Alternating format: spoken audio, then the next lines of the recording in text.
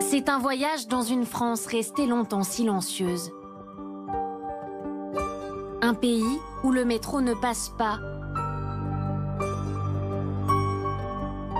où les services publics ne sont pas à portée de main et où les caméras vont rarement. Pendant 3 semaines, nous sommes allés dans ces territoires à l'écart des métropoles. Une traversée du nord au sud, des Ardennes, en passant par les Vosges, la Nièvre et la Corrèze, jusqu'à l'Hérault. 1400 km de route, avec des petites villes comme Revin, où les maisons se vendent pour moins de 10 000 €. On se trouve sur l'une des principales artères de Revin. La friterie là-bas est fermée, juste au-dessus l'appartement est à vendre. Vous allez le voir, c'est pas terminé. Des lignes de train qui disparaissent, allant même jusqu'à mettre en péril un lycée. De 8h à 9h, on se retrouve en cours, on peut être 5, 6, et du coup, c'est souvent la première heure de cours qui est gâchée. Si à long terme, le transport n'est pas remis en place ou n'est pas assuré, on peut envisager la fermeture de l'établissement. Des zones où l'on ne trouve pas de médecins. J'aurais voulu savoir s'il était possible d'avoir un rendez-vous, s'il vous plaît. Oui, au mois de décembre, monsieur. Au mois de décembre, pas avant? Pourquoi ils ne veulent pas venir à la campagne? Les patients ne sont pas assez... Je peux dire pas assez bien. Ils sont pas assez huppés, ils sont pas assez quoi. Et où l'on peut accoucher au bord de la route. Mon conjoint a fait le tour de la voiture, il a appelé, il a crié « ma femme accouche ». Et moi j'ai essayé de sortir de la voiture en disant « je sens la tête, je sens la tête ». Des villages qui se battent pour garder les commerces et les écoles. Pour moi, là, si ça ferme, pour moi, c'est presque la mort du village, honnêtement. C'est l'âme du village, hein. C'est l'âme du village. C'est le dernier commerce qui reste ici. Hein. Et des salariés pour qui travailler ne suffit pas pour gagner sa vie. On arrive à vivre avec 700 € par mois? C'est pas évident. Si tu te bats pas, maintenant, t'as rien. Après, c'est vrai que c'est dur, on se dit des choses. Moi, souvent, j'ai pensé des fois à faire une connerie, mais j'ai mes enfants dans ma tête et c'est ça qui me sauve. Plongé dans le cœur de la France.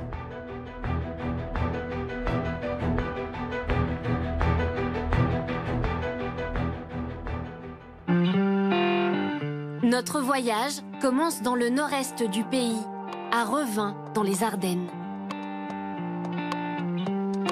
200 km de frontière avec la Belgique, un riche passé industriel.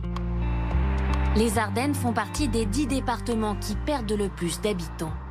Nous nous rendons à Revin, au cœur de la vallée de la Meuse, une commune de 6500 habitants qui comptait autrefois une quinzaine d'usines et de fonderies. Elle faisait vivre des milliers de personnes. Aujourd'hui, le taux de chômage y est de plus de 25%, c'est près de 3 fois la moyenne nationale. La population de cette petite ville de Revin a été divisée par 2 en 50 ans. Et il suffit de se rendre dans le centre pour le constater. On se trouve sur l'une des principales artères de Revin. La friterie là-bas est fermée, juste au-dessus l'appartement est à vendre. À sa gauche, il y a un autre appartement à vendre. Là-bas, c'est la boulangerie-pâtisserie qui est fermée. Ici, il y a 2 maisons à vendre. Ici, c'est un magasin de sport qui est fermé. Vous allez le voir, c'est pas terminé. Et lorsque l'on avance sur cette petite portion de rue, même scénario, avec sur la droite une maison en pierre qui est à vendre, celle qui est juste derrière est également à vendre. En face, c'est une maison jaune qui aussi est à vendre. Et les panneaux à vendre, on en retrouve comme ça dans toute la ville de Revin. Ici, les prix défient toute concurrence. Nous avons rendez-vous avec François Dougnot, un agent immobilier belge qui exerce à Revin depuis 4 ans. Vous auriez des exemples de biens disponibles sur Revin? Oui, j'ai un catalogue avec moi, voilà, où il y a plusieurs exemples de biens sur le secteur. Petite maison de ville, centre-ville, 77 mètres carrés, 31 000 €. Donc c'est pas grand-chose, ça fait 500 €. On est à moins de 500 € du mètre carré. Mon catalogue est truffé de ce genre de maison. Vous voyez ici, un prix de 15 000 €. Pour combien de mètres carrés? 42 mètres carrés. 15 000 € pour 42 mètres carrés. Ouais, Dans certains quartiers à Paris, 15 000 euros, c'est 1 mètre carré. Je sais. J'ai vendu récemment à des Belges une maison à 9 000 euros. 9 000 euros. Ouais, ça paraît fou. Qui sont les vendeurs à Revin? On a des gens qui ont perdu leur travail et qui partent rechercher de l'emploi sur Reims, sur Charleville ou ailleurs. On a aussi également beaucoup de gens qui ont hérité. Hein, parce qu'ici, la population de Revin est assez vieillissante. L'agent nous emmène voir une autre maison de ville à 100 mètres de la rivière. Une petite bâtisse en pierre de 2 étages. Sa propriétaire tente de la vendre depuis 2 ans. Les visites se suivent, hein, je vais dire, mais pas d'acquéreur pour le moment. Daniel Noiret, 65 ans, a hérité de cette maison avec ses frères et sœurs à la mort de ses parents. Des étrangers. Donc là, c'est salon, salle à manger, la cuisine, voilà, la petite salle de douche. Donc 3 belles chambres. 105 mètres carrés, où cette fille d'ouvrier a vécu toute son enfance. Ça, c'était la mienne.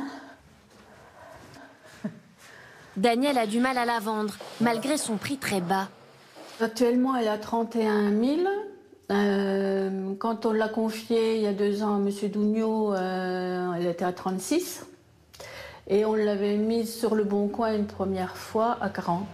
Ça coûte combien, une maison comme ça, vide, à l'entretien? À l'entretien, on en a pour environ 2 000 euros à l'année.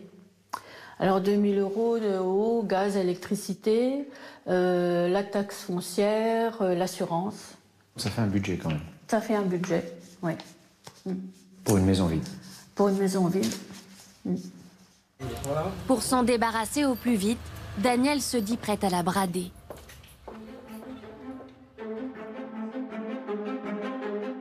En juin dernier, la ville a connu un nouveau coup dur, la disparition de son dernier fleuron industriel, Electrolux. Le site centenaire a mis la clé sous la porte, faisant basculer la vie de ses 181 salariés, dont Hervé, 46 ans. Hervé. Ah, bonjour. Thomas, bonjour. Merci d'être là. Ça va, ça va. Tout va bien? Ça va, oui, oui. C'est ici? C'était ici, oui. Ici que vous avez travaillé? Oui, oui. Pendant combien de temps? 16 ans. Il assemblait des pièces de machines à laver. Ça vous fait quoi de revenir ici? Ah, ça fait bizarre. Hein. Ça fait longtemps que je suis pas revenu là. Ça fait bizarre. Hein. On peut s'approcher un peu des grilles ou... Ouais. La production a été délocalisée en Pologne. Le sol porte encore les marques des mois de lutte pour maintenir le site en activité. Et Hervé, et ça, ces traces, c'est quoi là? Qu'est-ce que c'est ici? Qu'est-ce qu'on voit? Ça, c'est les traces d'incendie qu'on avait fait. Ça, c'est des incendies que vous aviez fait, vous? Oui. Au moment de la fermeture, c'est ça? Avec toutes les personnes là, oui. Avec des pneus, des palettes. Donc on les traces des roues, là. Ça restait marqué dans le sol. Que dans le sol? Ou dans les cœurs aussi? Non, oui, les deux, là. Les deux, là. Oui, dans tout. Oui. Le moral, c'est vrai que ça reste marqué. Hein. Oui. Il y a plus de bons souvenirs ou c'est la oui. fin qui reste, qui a été quand même difficile? Il y a eu beaucoup de bons souvenirs, mais après la fin, oui, c'était un carnage. Hein. Et aujourd'hui, dans ces bâtiments, qu'est-ce qui reste? Il n'y a plus rien. Plus rien du tout.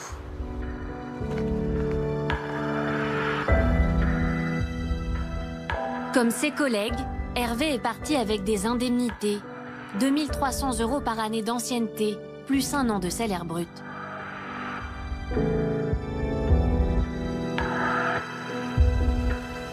Une épreuve qu'il a surmontée avec sa famille.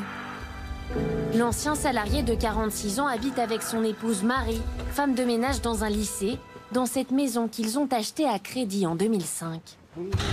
Ça a été ta journée? C'était pas trop dur? Non, ça va, ça a été. Vous l'avez vécu comment en tant que couple quand l'usine a fermé? On s'inquiétait pour la maison.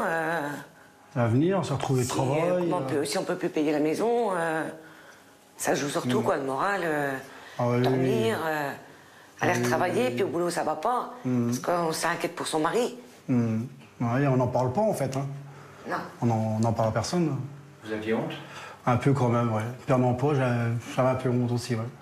En plus de ses indemnités, Hervé touche 1 600 € de chômage. Il a le sentiment d'avoir été abandonné par le gouvernement de l'époque, qui n'a pas pu empêcher la délocalisation. François Hollande était alors au pouvoir. Est-ce que vous en voulez à l'État? Un peu quand même, hein. Ouais, oui. Parce qu'en 2014, quand la première annonce était faite, l'État ne nous a pas aidés. Hein. Au contraire, ils l'ont laissé partir, l'entreprise. Hein. Tout s'en va, il y a le travail. C'est même pour les jeunes. Ils vont faire quoi s'il n'y a plus rien? Ils vont être obligés de partir. S'il n'y a plus de travail ici, ils font comment? Leur principale préoccupation désormais, c'est l'avenir de leur fils de 20 ans, en contrat dans l'armée de terre à Besançon. Votre fils, si vous deviez lui donner un conseil tous les deux, sur le plan professionnel évidemment, qu'est-ce que ça serait? Mais qu'il reste où c'est qu'il est, quoi, à l'armée, quoi. Pour lui à s'en sortir, quoi. Parce que là, ici, à Ardennes, il n'y a rien du tout. Hein. Merci. L'ancien salarié suit actuellement une formation pour devenir soudeur, un métier censé recruter. Un chômage de masse. Une ville qui se dépeuple. 4 mois après le début du mouvement des Gilets jaunes, pas étonnant que le vent de la contestation continue de souffler à Revin. Et voilà, ça y est, on est bloqué par les Gilets jaunes. C'est en traversant la ville en voiture que nous allons faire la rencontre impromptue de ces irréductibles Revinois qui ont été informés de notre présence. Bonjour messieurs. Qu'est-ce qui se passe ici? Qu'est-ce que vous faites? On distribue des packs. Voilà, tout simplement. Vous êtes qui, monsieur? Ben, je suis dans la voiture, là, j'essaie de passer. Les BFM. Ah, voilà. On vous attendait. Ah ben voilà. J'ai déjà un collègue à vous qui m'en a donné une, regardez, c'est sur le tableau de bord, là. On vous attendait. Bon, vous manifestez pourquoi, alors? Alors, on manifeste pas. Oui. On n'est toujours pas d'accord. Vous faites des barrages filtrants. Voilà, tout à fait. On n'a pas quitté le terrain. Oui. Nous sommes toujours sur le terrain. Vous êtes sur le terrain depuis le début? Depuis le début. Depuis le début. Et vos revendications, qu'est-ce que c'est? Celle de départ. Pouvoir d'achat, retraite et les taxes. Les 10 milliards d'euros et le grand débat, c'est pas suffisant. Je vous pose la question. Le gasoil, il a combien là encore?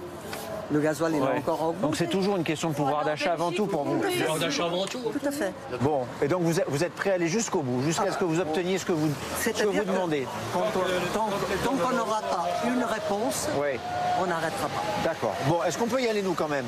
Bien sûr. Bon combat, messieurs. Bonne fin de journée. Très bien. Et à bientôt peut-être. Également à vous et bon séjour dans les Ardennes. Merci beaucoup. À l'origine de la mobilisation des Gilets jaunes, la hausse de la taxe carbone sur les carburants. Une dépense supplémentaire souvent inévitable. Car dans ces territoires oubliés, la voiture reste indispensable, faute de transport en commun.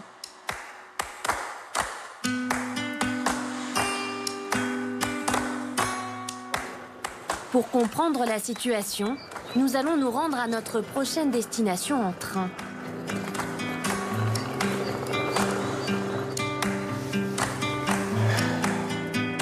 On est à Revin, il est 6h23. L'objectif du jour, c'est d'aller à Épinal. 300 km nous séparent des Vosges et il faut prendre 3 trains en tout, 2 TER et 1 TGV.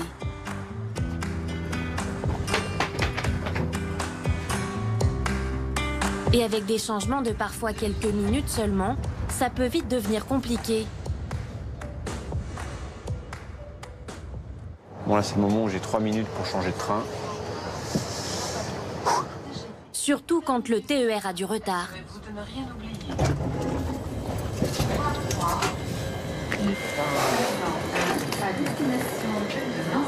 Voie 3. Oh là là. Bon, ben voilà, j'ai loupé mon train. Voilà comment on loupe un train. Salut les gars.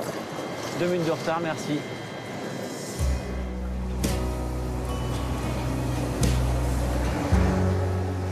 Nous sommes obligés de prendre le train suivant. Et ce loupé va avoir des répercussions en cascade sur la suite de notre voyage. 9h36, arrivé à Nancy, 1h30 d'attente, puisqu'on a loupé notre correspondance.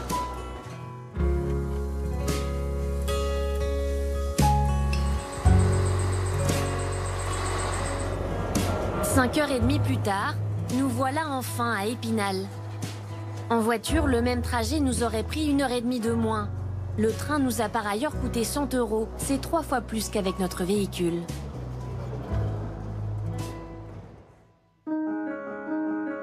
Ici, la vie des habitants a été bouleversée par la fermeture d'une ligne régionale, le TER reliant Épinal à Saint-Dié, sur 60 km. La liaison n'était plus aux normes et c'était l'une des moins rentables de la région, avec seulement une vingtaine de voyageurs par train.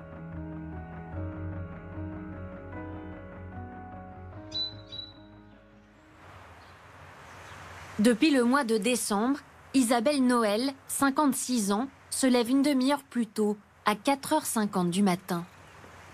Cette fonctionnaire habite dans un village à côté de Saint-Dié.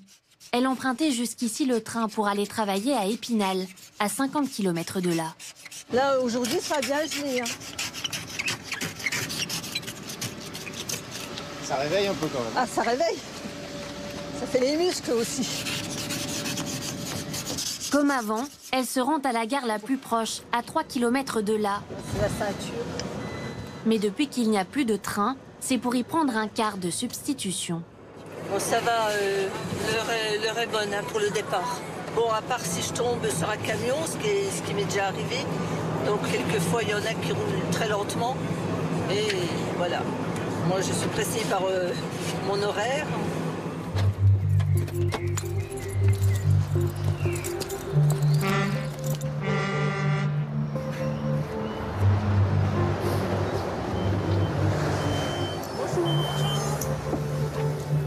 Ah, il fait plus chaud dans votre bus. C'est parti pour 1h30 de route. C'est 30 minutes de plus qu'en train.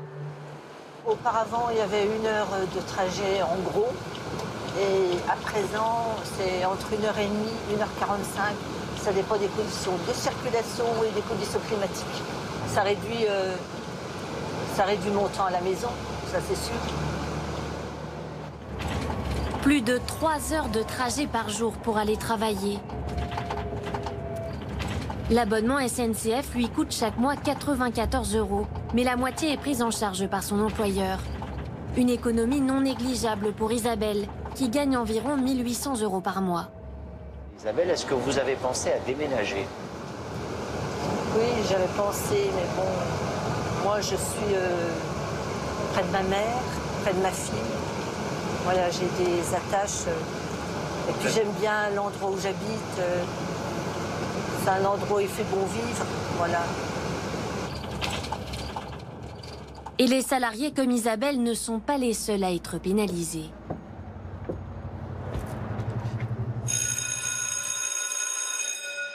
À Bruyères, à mi-chemin entre Épinal et Saint-Dié, un lycée se retrouve aujourd'hui menacé. L'établissement privé Jeanne d'Arc, spécialisé dans la formation au métier de la sécurité. Aussi mon problème de santé, parce que je suis cardiaque. Raphaël Thomasin le dirige depuis 2011. Qui est-ce qui a eu l'idée du gilet jaune? Oui. Pourquoi ça ne m'étonne pas? Ces élèves viennent de toute la région. Ils étaient ainsi 150 sur 200 à utiliser le train avant qu'il ne soit remplacé par des bus.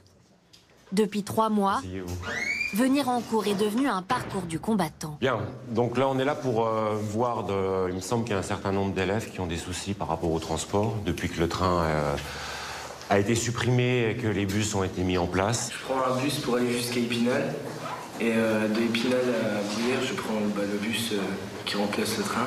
Donc ça fait à peu près 1 heure de transport. Et si le premier bus il est en retard, on n'a pas le deuxième bus. Mais ouais, c'est souvent le matin qu'il y a des problèmes. Ouais. De 8h à 9h, on se retrouve en cours, on peut être 5, 6, et du coup, c'est souvent la première heure de cours qui est gâchée, quoi. Vous avez déjà rencontré des ennuis une fois arrivé à Épinal? Tout le temps. Je viens de Longuillon, mais je prends le train à Thionville. Voilà, on est dans le cas particulier d'une élève qui est...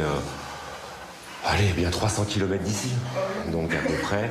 Et voilà, c'est un peu compliqué. C'est-à-dire que... Vous partez à quelle heure le dimanche après-midi? Je pars de chez moi à 3h. À 3h et vous arrivez à Bruyères à 20h. À 20h, oui. À tel point que Raphaël Thomasin s'inquiète aujourd'hui pour l'avenir du lycée.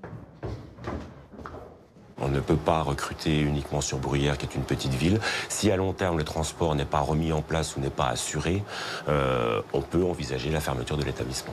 Est-ce qu'on ne risque pas d'isoler ces jeunes-là dans des petites villes où, de par un problème purement matériel, ne pas choisir le métier qu'ils voudront faire? On a la sensation que les grandes décisions se prennent dans les grandes villes, sans penser qu'à côté de ça, on a une vie à côté et qu'il existe des petits établissements de campagne que je pourrais décrire ainsi, sans dénigrer, et qu'à l'heure actuelle, il y a des moments où on se sent un petit peu oublié.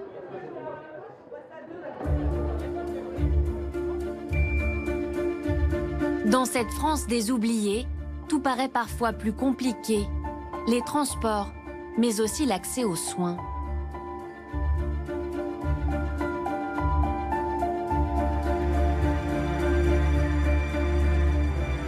Direction la Nièvre. Dans ce département, on compte seulement 236 médecins pour 100 000 habitants. C'est quasiment un tiers de moins que la moyenne nationale. Une pénurie de blouses blanches qui peut avoir des conséquences dramatiques. Surtout que le département a perdu 3 maternités en 10 ans, dont celle de Caunecourt-sur-Loire en décembre 2017.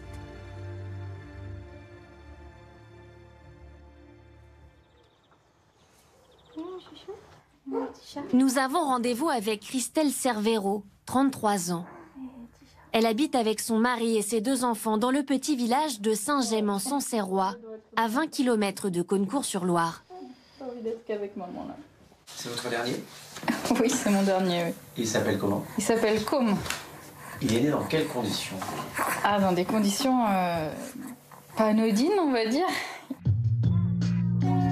La naissance du petit Com, le 7 décembre dernier, aurait pu tourner au drame. Ce jour-là, Christelle commence à sentir des contractions. Son mari prend alors le volant pour se rendre à la maternité la plus proche.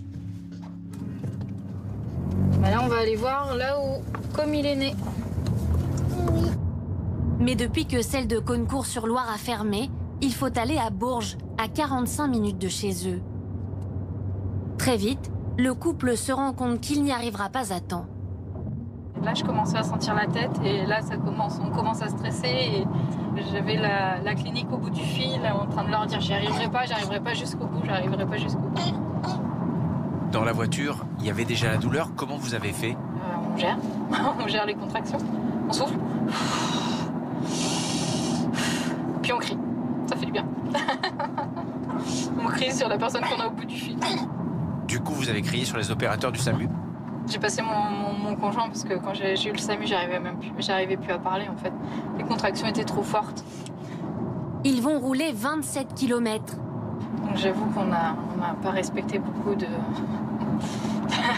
le code de la route, finalement. Avant de s'arrêter en urgence dans ce village, où par hasard, une ambulance du SAMU est stationnée pour une autre intervention. C'est donc ici. C'est ici. C'est ici que Com a vu le jour. C'est ça, c'est ça. Ça s'est passé comment et ça s'est passé où? Alors, ça s'est passé juste ici en fait. La voiture était juste à ce niveau-là et donc il y avait le SAMU qui était le camion du SAMU qui devait être par là et le camion des pompiers. Il me semble qu'il était là-bas.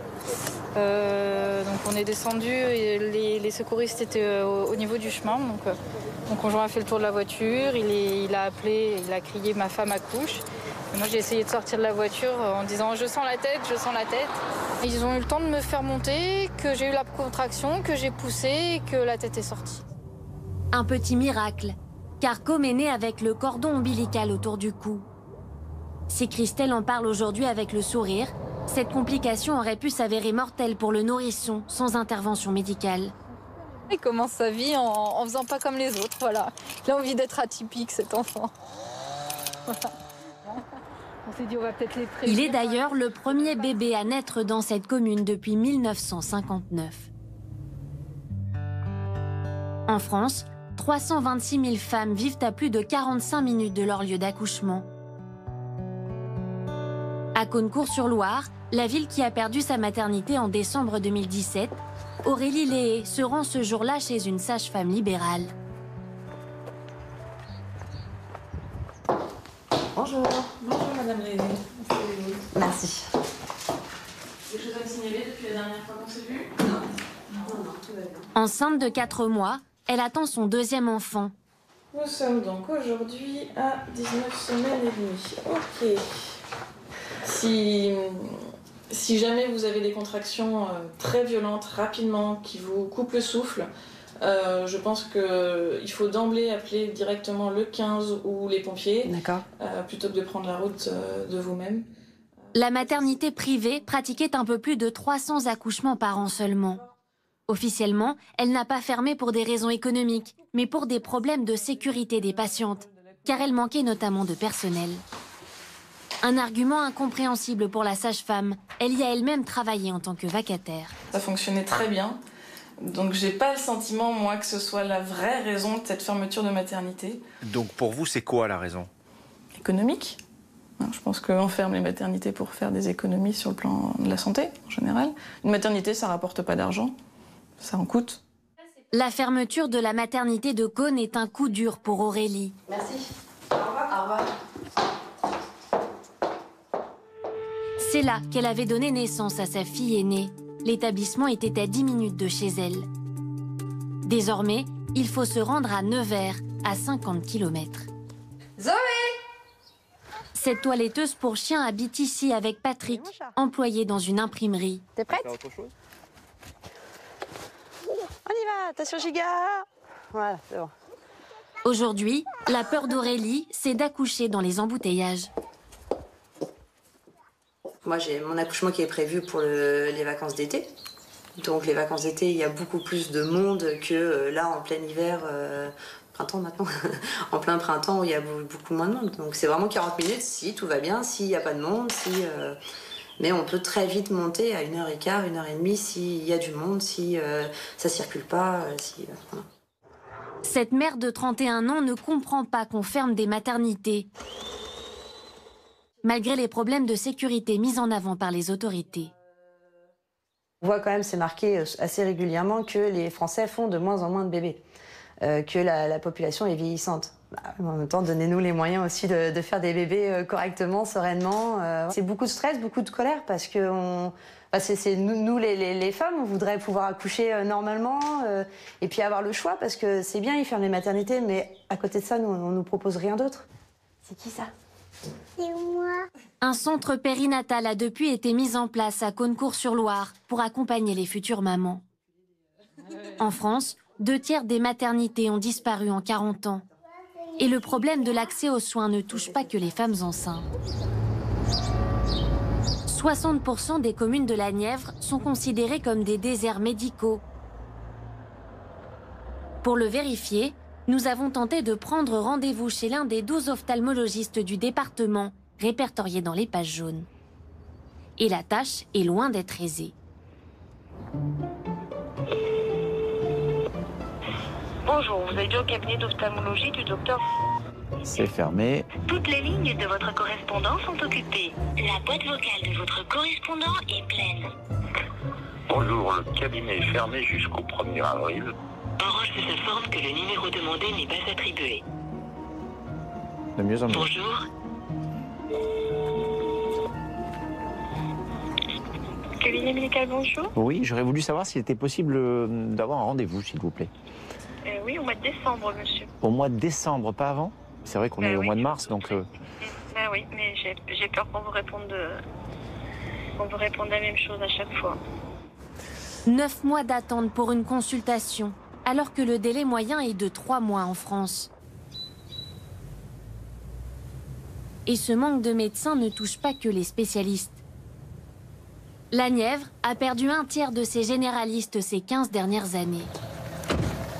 Bonjour. Bonjour docteur. Merci de nous accueillir.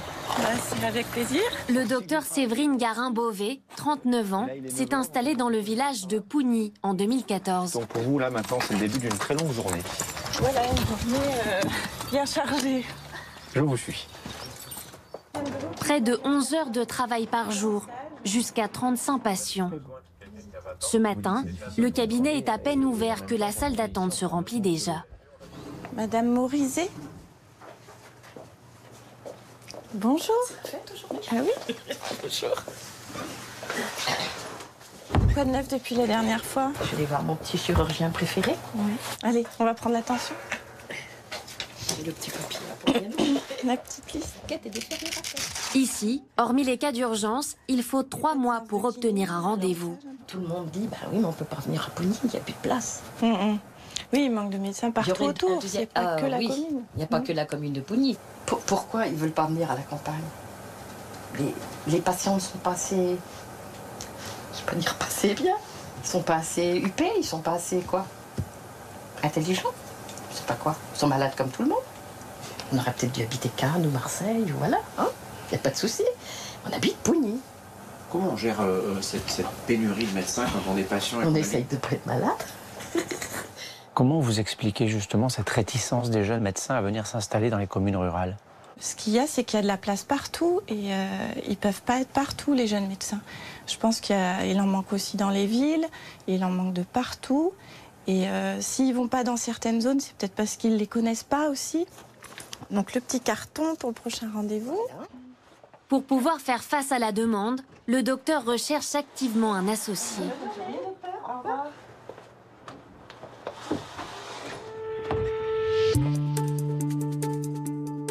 À 360 km de là, en Corrèze, on se bat pour garder les derniers commerces.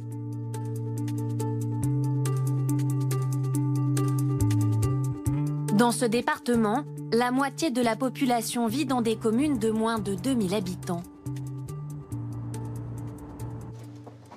À la boulangerie de Saint-Privat, 1100 habitants. Bonjour. Nous participons à la tournée quotidienne. Oh vache! Qui aurait cru que du pain puisse peser si lourd? 4 jours par semaine, Isabelle Aubert, 52 ans, remplit sa camionnette de pain, de viennoiserie, de pâtisserie. Dites-moi où je mets ça. Mais pas seulement. Qu'est-ce que vous avez dans ce camion, Isabelle?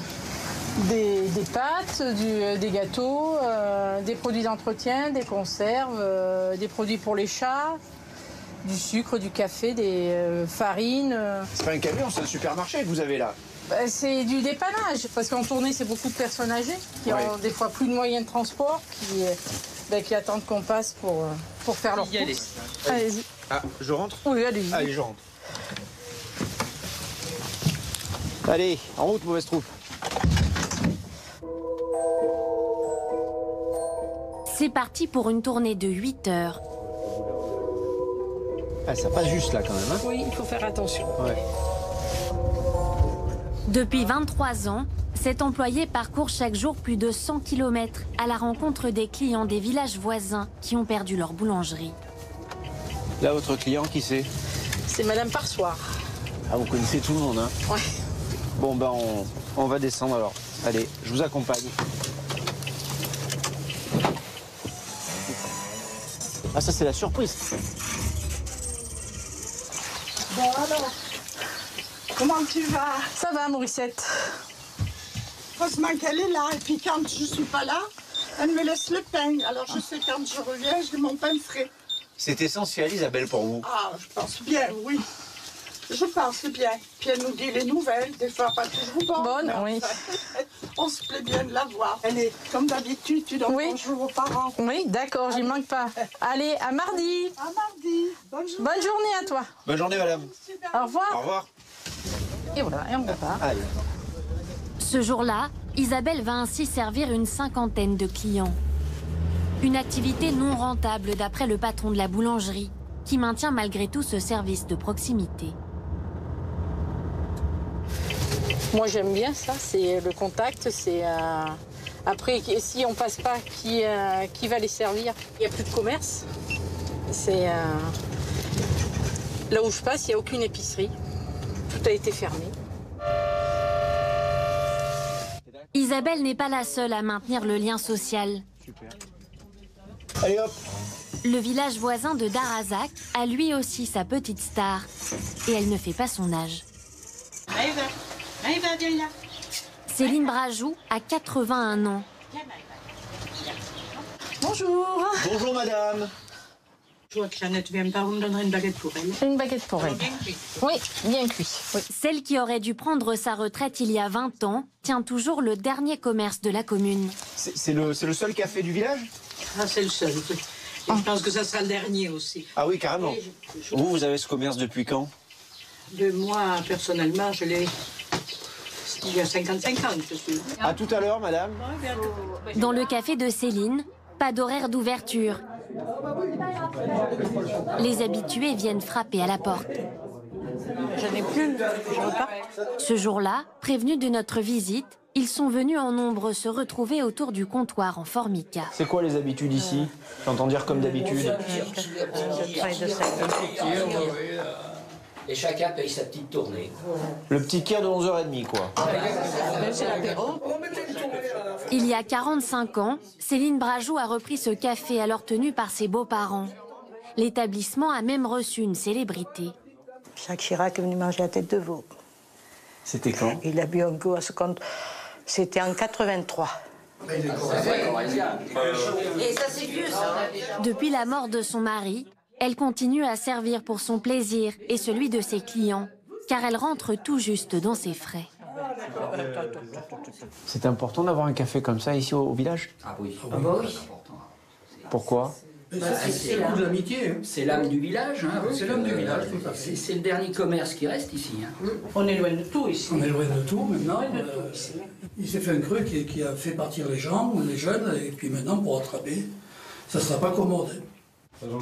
Dans ce village de 140 habitants, la moyenne d'âge est de 65 ans. Comment faire alors pour redynamiser ces zones rurales? Selon le maire, les politiques nationales menées dans ces territoires sont trop déconnectées du terrain. Ce qui est grave, je trouve, c'est qu'effectivement, tous ces énarques et tout ne sortent pas de la campagne. Ils délaissent totalement. On le voit, de toute façon, ils sont très loin.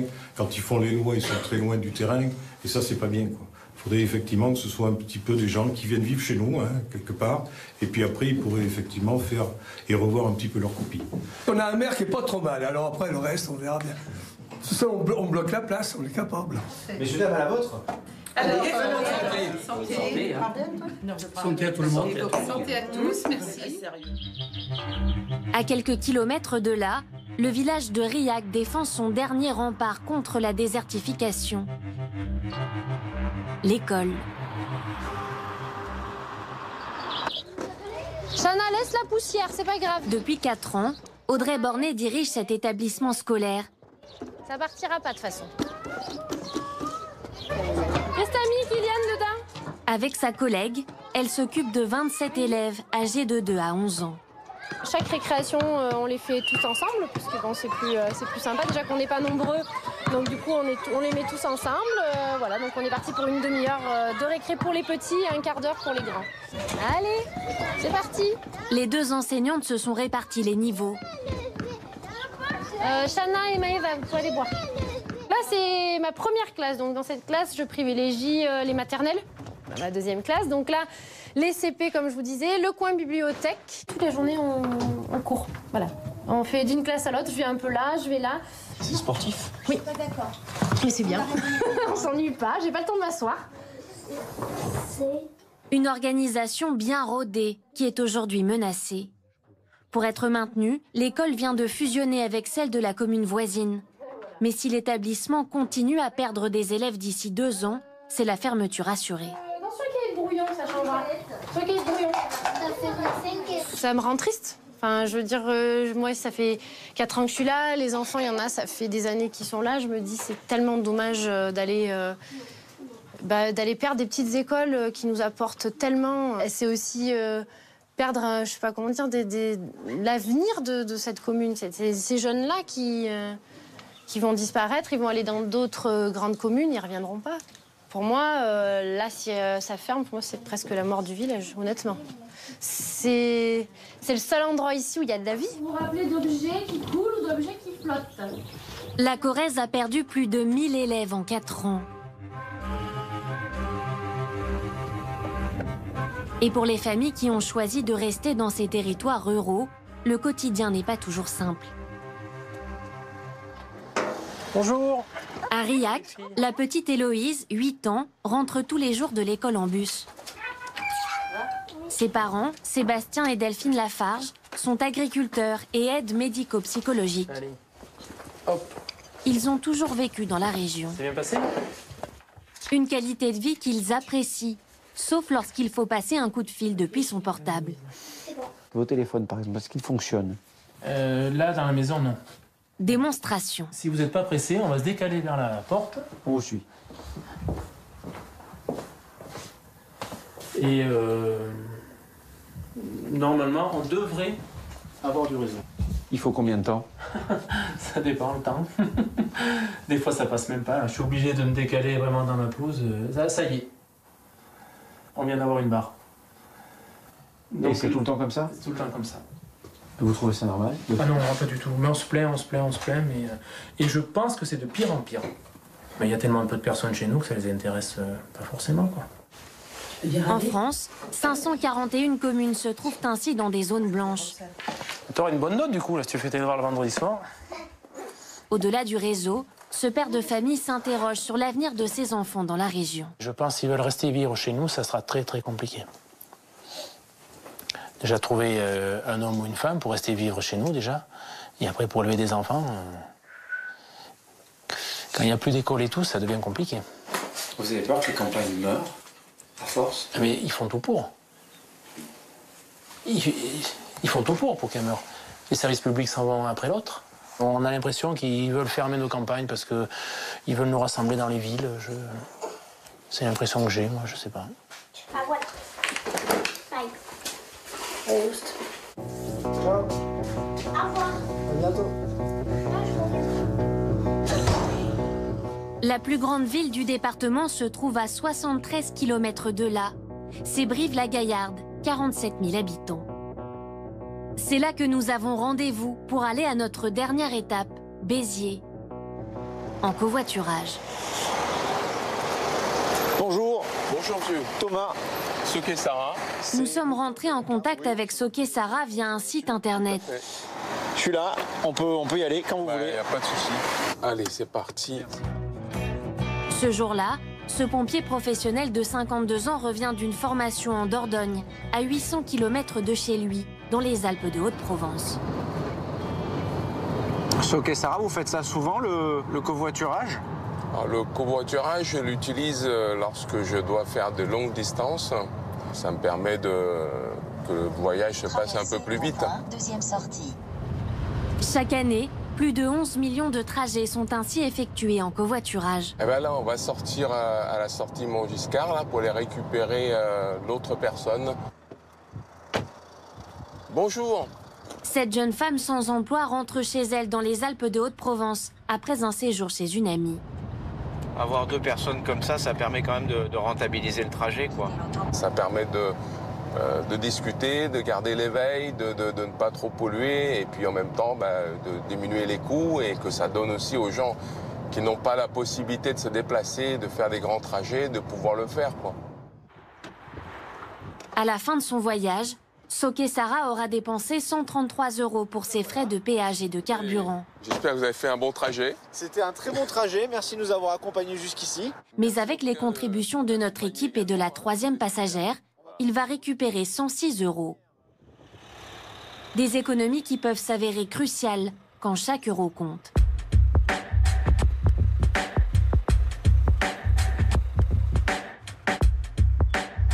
Béziers, c'est la dernière étape de notre périple à travers la France. Cette ville du Sud compte environ 120 000 habitants. Elle est classée parmi les plus pauvres de la région Occitanie. Ici, plus d'un quart de la population vit en dessous du seuil de pauvreté, c'est-à-dire avec moins de 1 026 € par mois pour une personne vivant seule. Et dans l'Hérault, travailler ne suffit pas forcément à joindre les deux bouts. À Sérignan, à une dizaine de kilomètres de Béziers, Régis Sauzin, 55 ans, rejoint de bon matin le hangar municipal.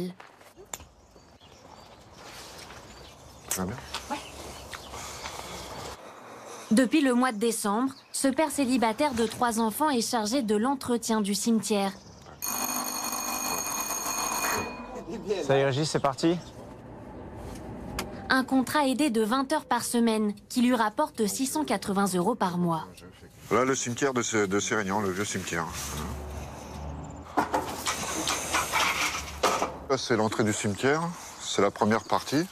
Donc, je nettoie tout le quartier. Il faut tout le temps que ça soit propre. Là, comme la route, comme sur les côtés, les tombes, tout, il faut que ça soit propre. Qu'est-ce qui est le plus difficile dans votre travail au quotidien? Le plus difficile, c'est d'être seul dans le cimetière. Je crois que c'est ça. Parce que bon, il n'y a personne pour discuter, quoi. Voilà. Mais après, je commence à m'y faire, quoi. Voilà. Pour Régis, en intérim depuis une dizaine d'années, cet emploi stable est une bouffée d'oxygène. Car même avec sa formation de boulanger, trouver du travail était devenu mission impossible. Trouvez-moi quelqu'un qui a traversé la rue et qui a trouvé du travail. Ça me fait rire, quoi. Moi, je me suis battu. Parce que si tu te bats pas, maintenant, t'as rien. Après, c'est vrai que c'est dur, on se dit des choses. Moi, souvent, j'ai pensé des fois à faire une connerie, mais j'ai mes enfants dans ma tête et c'est ça qui me sauve. Et puis, je suis pas foutu encore à 55 ans.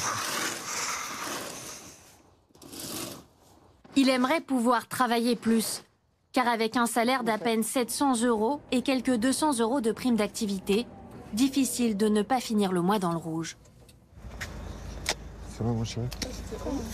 Tous les week-ends, ce père de famille divorcé va récupérer ses enfants chez leur mère.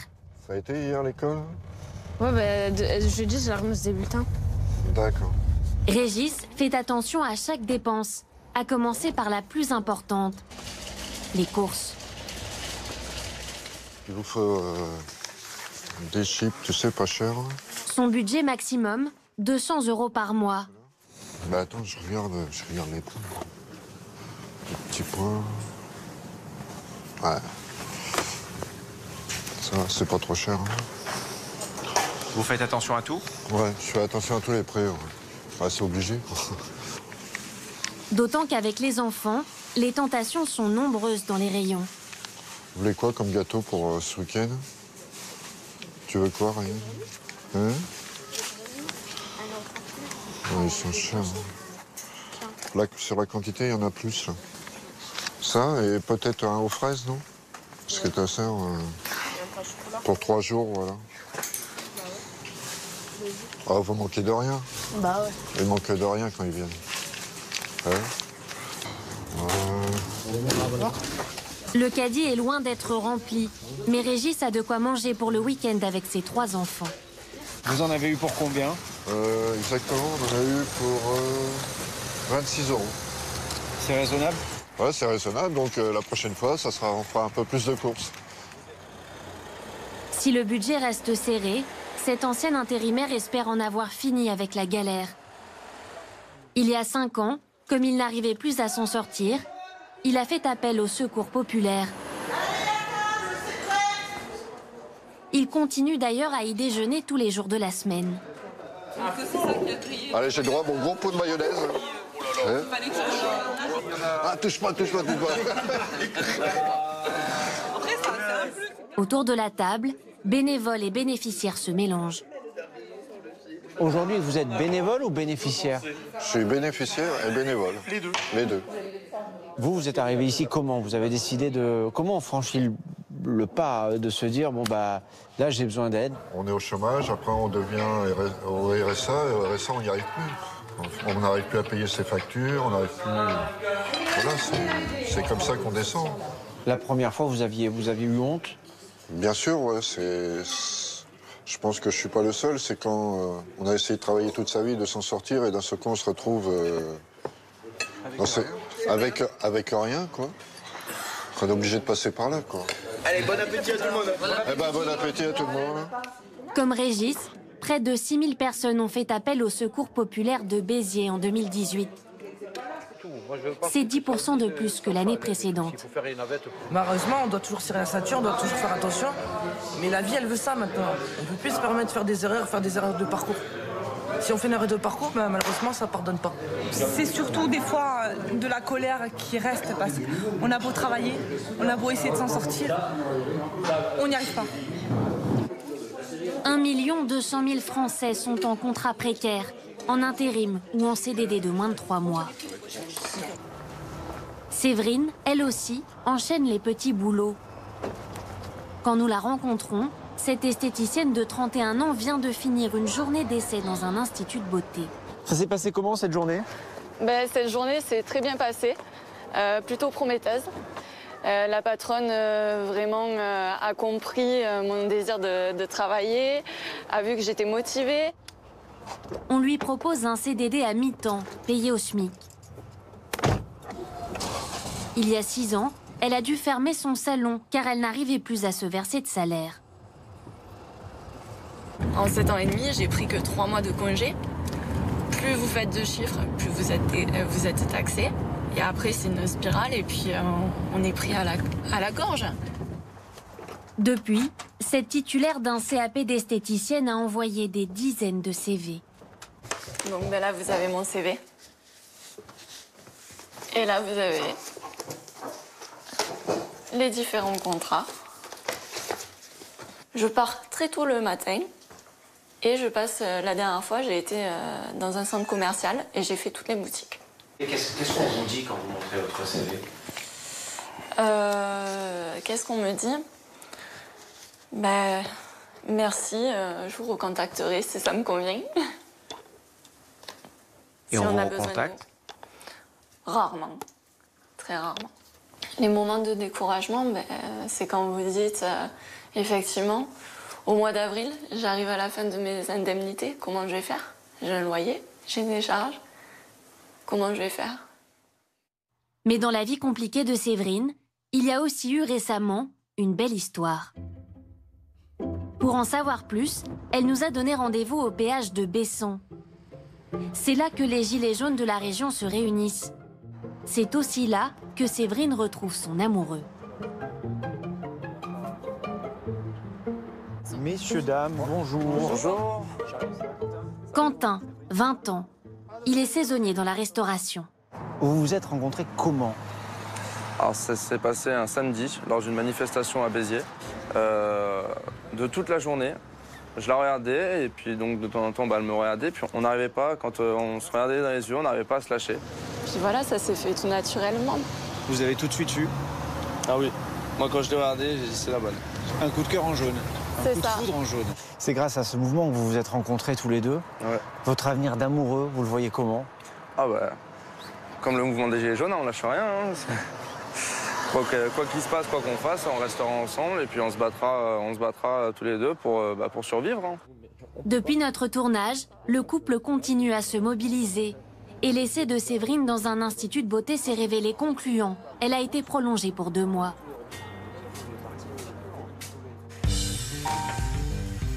Dans les Ardennes, Hervé, l'ancien salarié Electrolux, a lui retrouvé un travail. Un CDD de 6 mois dans une petite entreprise de ferronnerie qui doit à terme déboucher sur un CDI. Daniel, qui n'arrivait pas à vendre sa maison, a reçu une offre à 25 000 €. Elle a décidé d'accepter. Dans les Vosges, la ligne de TER pourrait rouvrir. C'est ce à quoi s'est engagé Emmanuel Macron en février. Mais la question du financement des travaux, 33 millions d'euros, n'est pas réglée. Dans la Nièvre, le docteur Garin-Beauvais est sur la piste d'un médecin roumain pour la seconder auprès de ses très nombreux patients. Je lui ai demandé s'il fallait faire une matinée. En Corrèze, à défaut d'un réseau téléphonique efficace, la fibre doit être installée dans le village de Riac d'ici 3 ans. Enfin, dans l'Hérault, Régis espère que son contrat à la mairie qui finit en décembre 2019 se transformera en CDI. Dans ce pays morcelé, selon une récente étude, seule une personne sur 5 pense que l'année à venir sera plus heureuse que 2018. Les Français restent l'un des peuples les moins optimistes d'Europe.